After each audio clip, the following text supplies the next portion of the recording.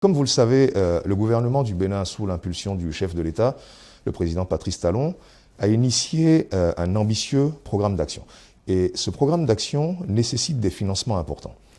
Et il se trouve que nous avons fait le choix, pour mobiliser les ressources nécessaires, de rechercher des mécanismes de financement innovants et, à l'instar des grands pays occidentaux, d'aller lever des fonds sur les marchés, tout simplement.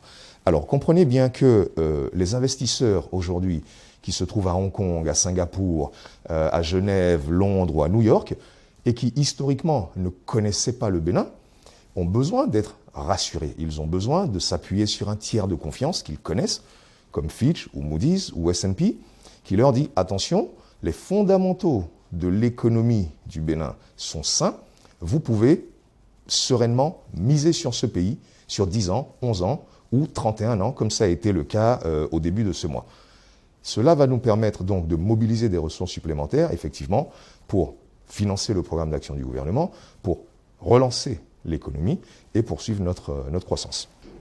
Alors, pour commencer, il faut comprendre ce qu'est la notation financière internationale.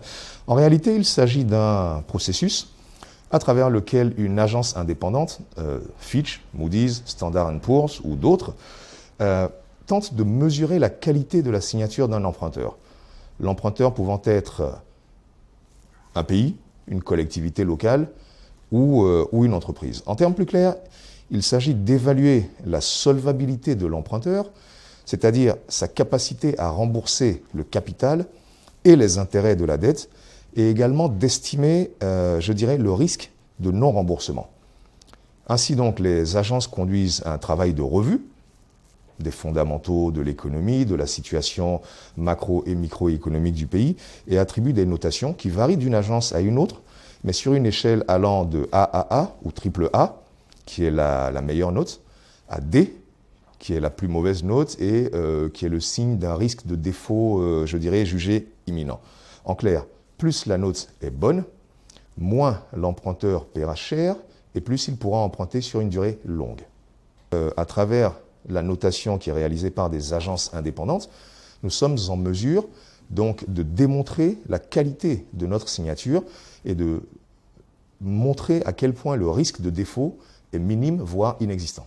Les perspectives sont bonnes pour le Bénin parce que la note qui a été attribuée est une note B qui confirme la résilience des fondamentaux de notre économie face au double choc de la fermeture des frontières du Nigeria et de la Covid-19.